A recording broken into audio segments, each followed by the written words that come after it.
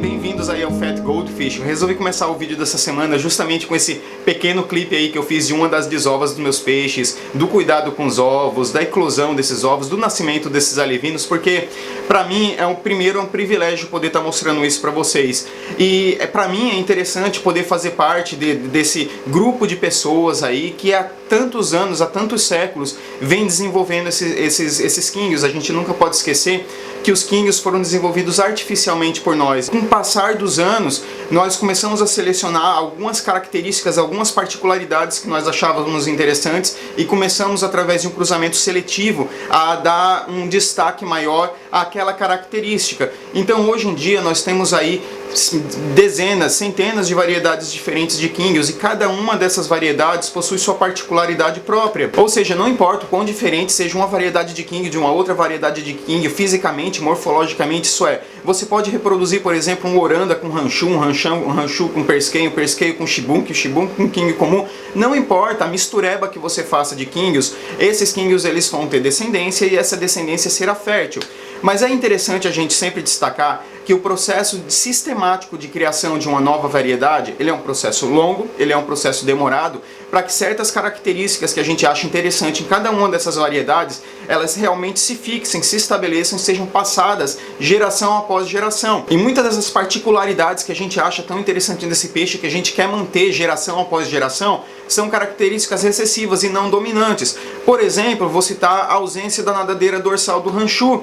Se você pega um ranchu e reproduz ele com um peixe que tem a nadadeira dorsal, é muito mais provável que essa descendência ela vá ter essa nadadeira dorsal, porque ela é uma característica dominante e não recessiva, como a ausência da nadadeira dorsal. Então é importante para aquelas pessoas que começaram agora ou que estão pensando em reproduzir esses peixes, que se dediquem a uma variedade específica e saiba que cada uma dessas variedades ela tem já um padrão assim, que está sendo sempre redesenhado, mas ele tem lá seus standards, tem as características padrões em cada uma dessas variedades que vai definir ela como a variedade X ou como a variedade Y. E no vídeo de hoje eu vou comentar um pouco justamente sobre os padrões, os standards de uma das minhas variedades preferidas de Kingyo, que é justamente o Ryukin. As pessoas que acompanham meu canal aí há algum tempo com certeza já sabem disso.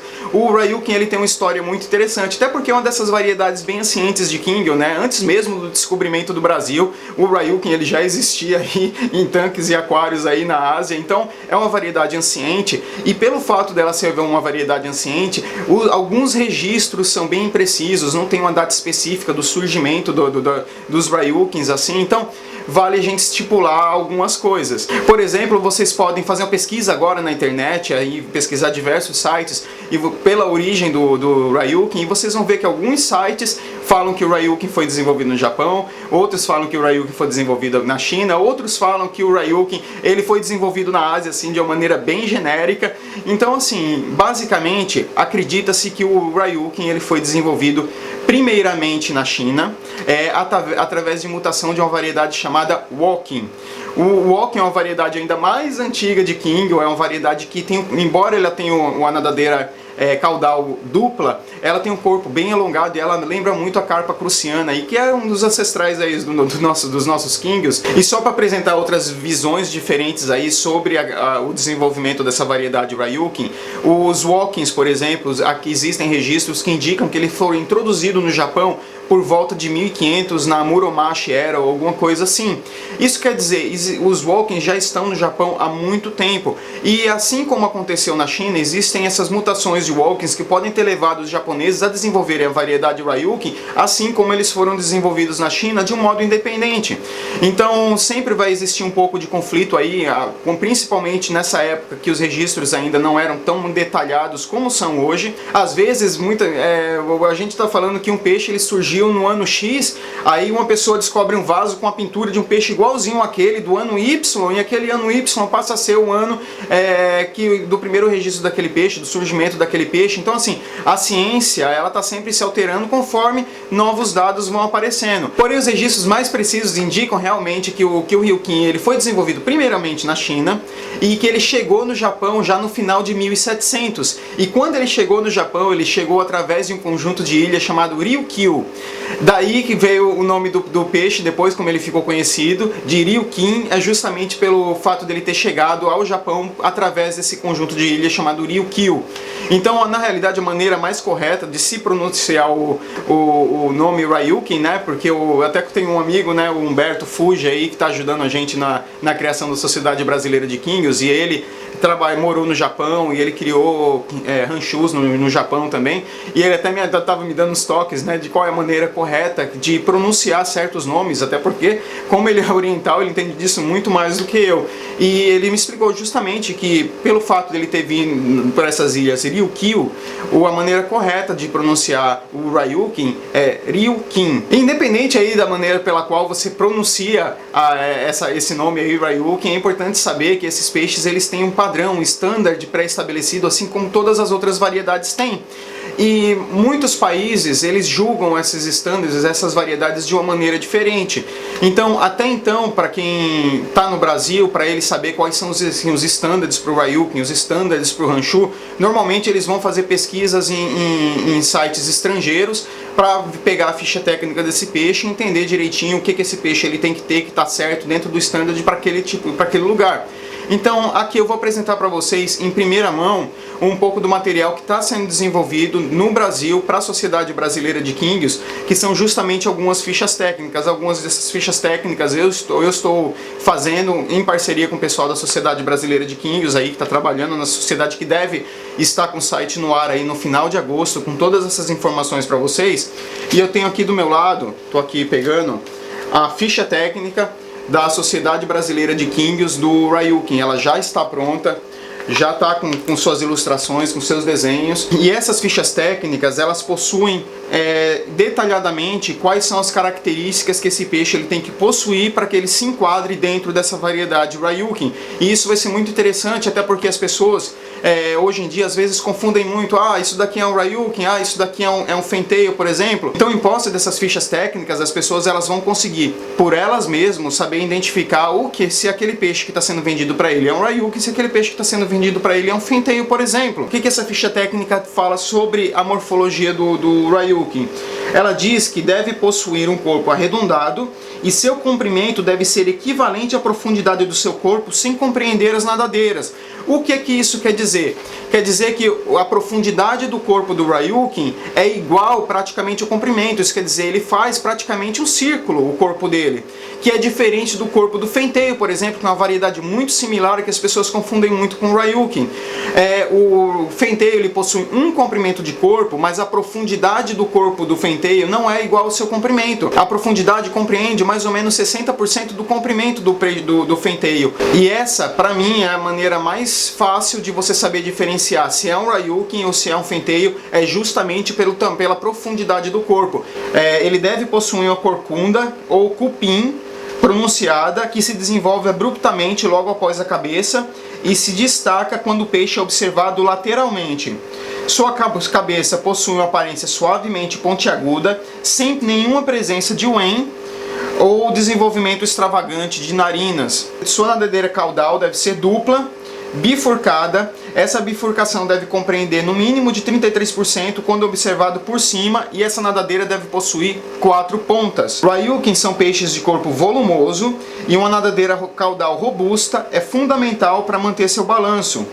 São aceitas como ideal para a variedade os tipos de nadadeira curta, média e longa. Bom, só para tirar uma dúvida das pessoas sobre o que é uma nadadeira caudal curta, o que é uma nadadeira caudal longa, o que é uma nadadeira caudal média, a gente tem que ter uma ideia do comprimento, do tamanho do corpo do peixe sem contar a nadadeira. Então você pega aquele corpo do peixe, se a nadadeira, o comprimento da nadadeira for 1/3, por exemplo, do corpo do peixe, significa que é uma nadadeira caudal curta. Se aquela nadadeira caudal, o comprimento dela for mais ou menos o tamanho da metade do corpo do peixe, significa que é uma nadadeira caudal média. E se essa nadadeira caudal ela for maior do que o comprimento do corpo do peixe, é uma nadadeira caudal longa. Então é assim que a gente sabe distinguir se é uma nadadeira curta, se é uma nadadeira média, se é uma nadadeira longa. E não importa qual seja o tipo de nadadeira que o seu Ryukin tem, por exemplo, se é curta, se é média, se é longa, todas essas diferentes nadadeiras elas vão ter o mesmo peso de nota quando julgados em uma competição. Outra coisa sobre a nadadeira caudal do Ryukin é que ela tem que ser de 4 pontas, como eu já mencionei, dupla, e ela tem que estar aberta num ângulo de mais ou menos 60 graus. Isso é mais ou menos assim, desse jeito que eu estou mostrando para vocês.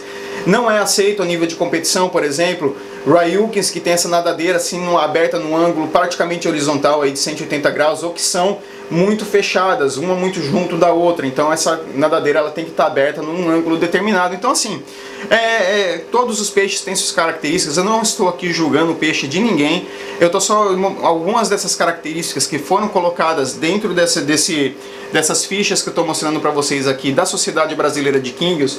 Ela é baseada nas fichas utilizadas aqui da Inglaterra, nas fichas utilizadas em outros países. Então assim, a gente está tentando trazer para o Brasil qual que é o padrão ideal, assim, tentar enquadrar os peixes que a gente tem nesses níveis aí internacionais, para que quando um produtor também no Brasil for liberar exportação e importação desses peixes, e ele quiser exportar esses peixes, ele sabe que ele pode olhar no site da Sociedade Brasileira de Kingios quais são os estándares para aquela variedade que ele está produzindo. E é claro, além dessa nadadeira caudal, o Ryukin possui uma nadadeira dorsal simples, de contorno suave, e a altura dessa nadadeira dorsal, o ápice dela corresponde a cerca de 30% da profundidade do corpo do peixe. Então vocês estão vendo que existem numa ficha técnica vários detalhes que quando um juiz, por exemplo, durante uma competição de Kings, ele está avaliando um determinado peixe, ele vai levar todos esses detalhes da ficha técnica em consideração, e cada um desses detalhes que existe dentro de uma ficha técnica aqui como essa,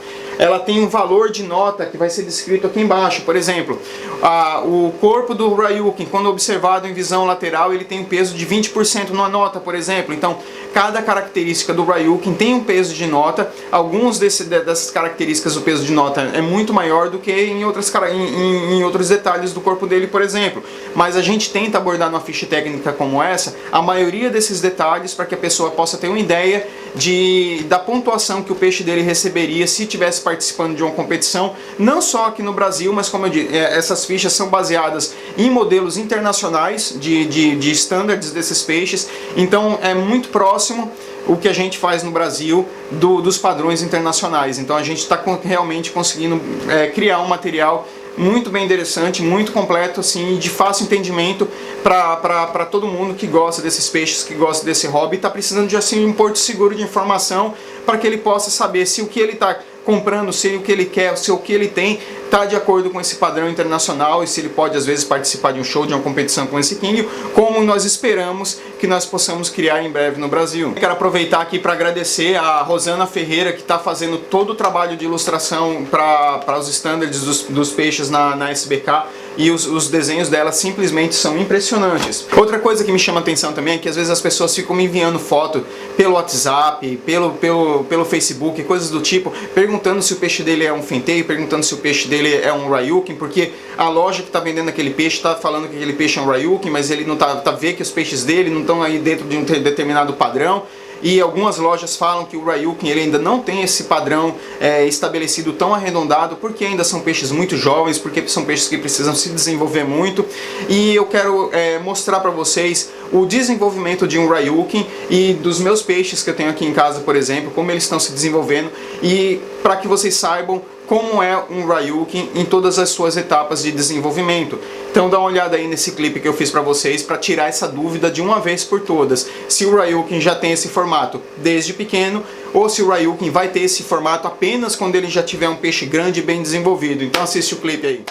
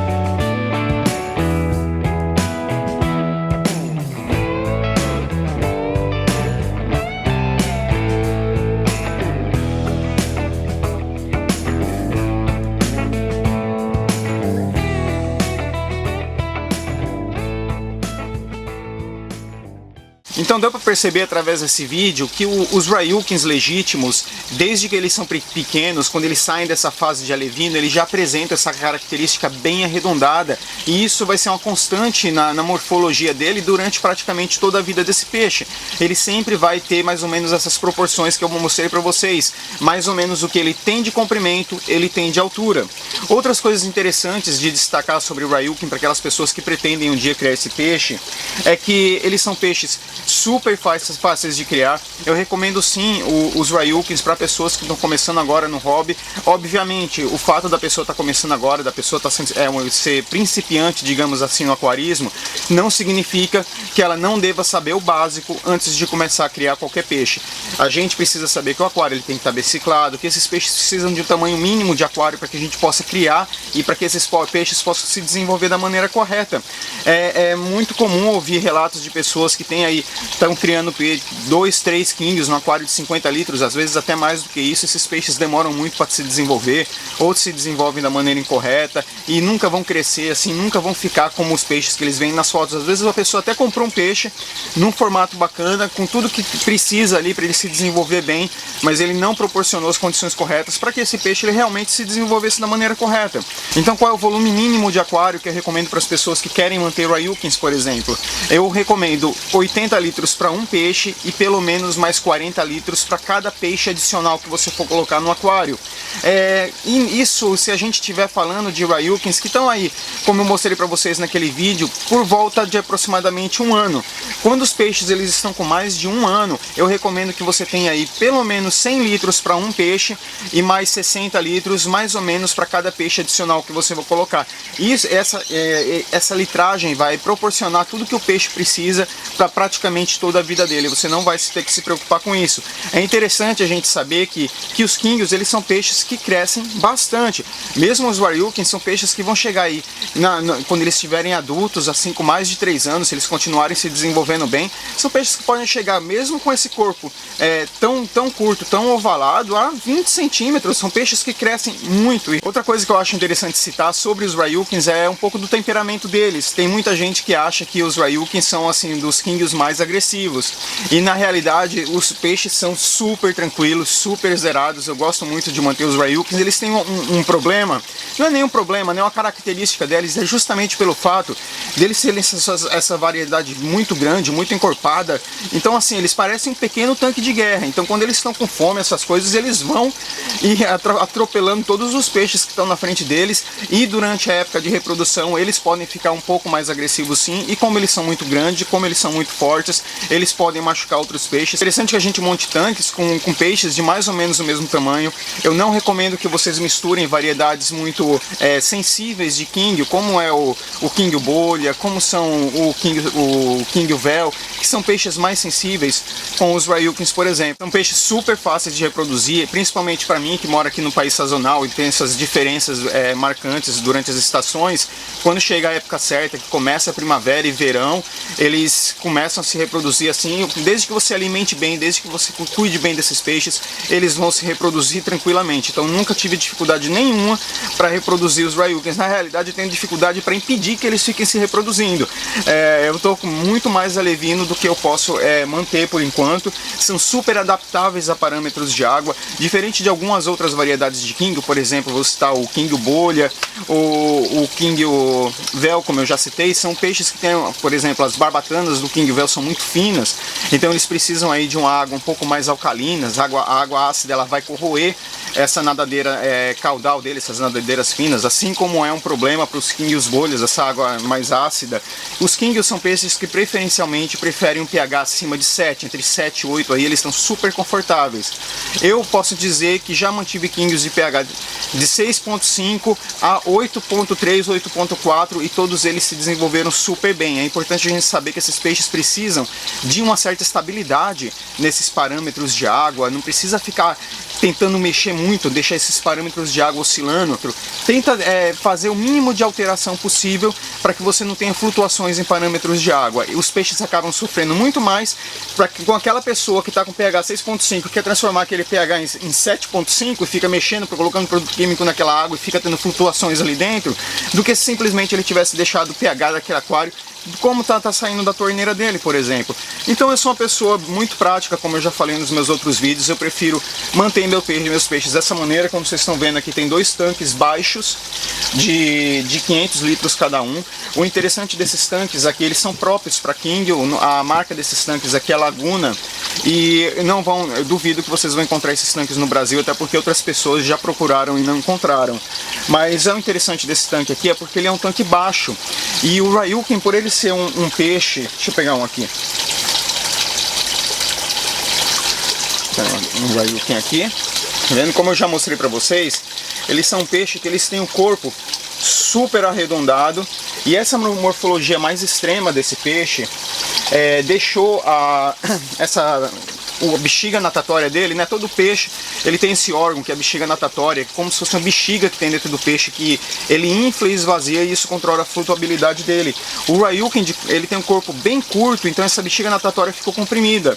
Então é interessante que a gente não mantenha esses peixes preferencialmente em aquários baixos, com uma ampla área superficial, largos, e evitar aquários muito altos, porque essa pressão também, muita pressão de água em cima desses peixes vai trazer problemas para esse peixe. Ele normalmente não vai nadar bem, entendeu? Peixes como esses Fancy Kingios, preferencialmente não mantém em aquário alto, mantém em aquário baixo, para evitar esses problemas também de flutuabilidade. Assim como é bom para manter a saúde desses peixes, você dá para eles uma alimentação saudável.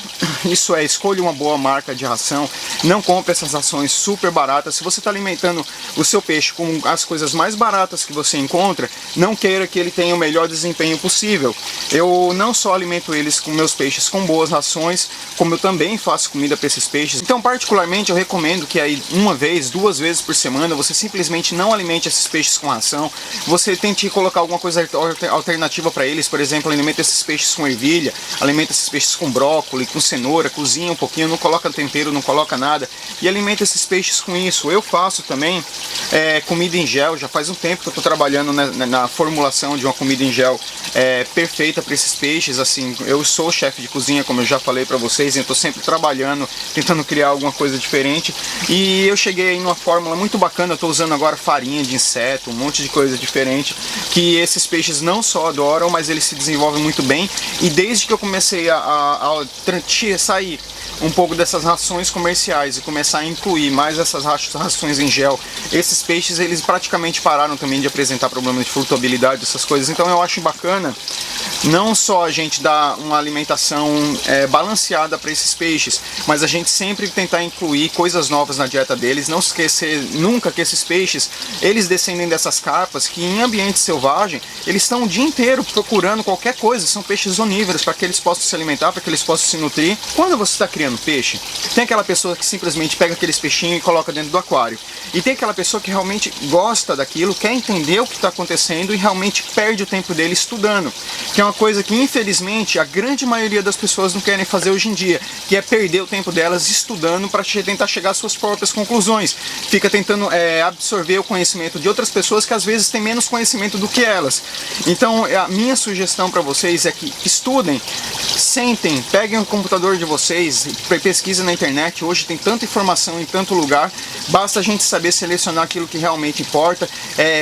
E cada coisinha nova que a gente aprende, pode ter certeza que vai ajudar a somar o conhecimento que você já tem, e o que vai ser excelente para esses peixes aqui que vocês estão mantendo. Não é de uma hora para outra, não é perguntando coisas assim o tempo todo em WhatsApp, fazendo um monte de pergunta, que aquelas pessoas vão perder o tempo delas procurando a minha resposta para vocês em sites, porque elas também não sabem daquilo, e vocês acharem que vocês estão recebendo a resposta certa para aquele problema que vocês estão tendo. Então se esforcem. Então o Ryukin de boa qualidade, ele sempre vai apresentar esse formato arredondado, ele nunca vai apresentar um formato comprido como o Fantail.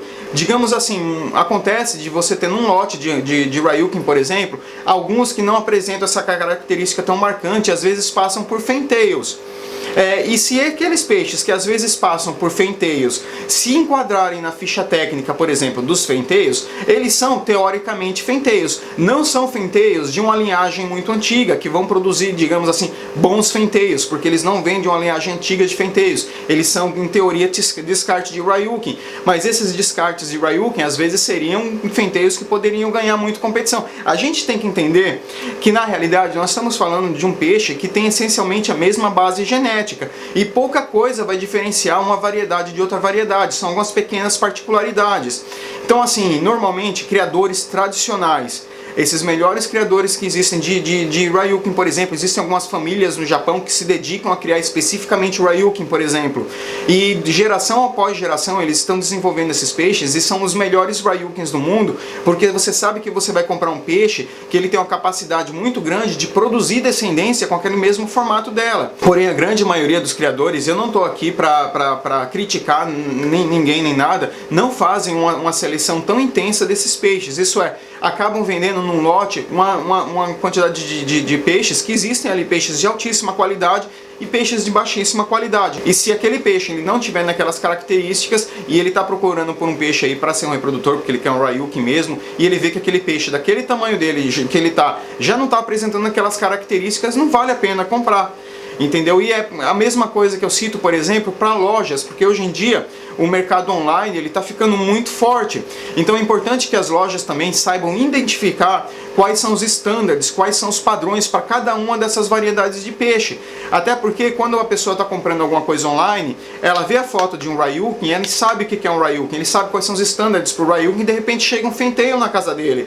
Como que aquela pessoa ela vai reclamar que aquilo ali que chegou é um fenteio, não é um Ryukin? E é por isso que é importante que a gente tenha uma sociedade brasileira de Kingios. É por isso que a gente está trabalhando tanto para que a gente possa criar todo esse material para vocês, para que você possa, tanto para que a loja saiba que o peixe que ela está vendendo é um peixe com os estándares corretos para que ela possa estar vendendo sob aquele nome, como para a pessoa que está comprando aquele peixe, saiba que aquele peixe ele tem que ter um certo padrão para ser vendido como aquela variedade, senão aquele peixe ele deveria estar sendo vendido como fenteio, ou como um Kingio comum, ou como Kingio pérola. Então, um pouco do que eu estou passando para vocês hoje, do vídeo de hoje, justamente para mostrar que nós já estamos criando todo esse material aí da Sociedade Brasileira de Kingios, que a gente já está acumulando bastante coisa bacana e que em breve tudo isso vai estar disponível aí para todo mundo de graça aí no site da Sociedade Brasileira de Kingios.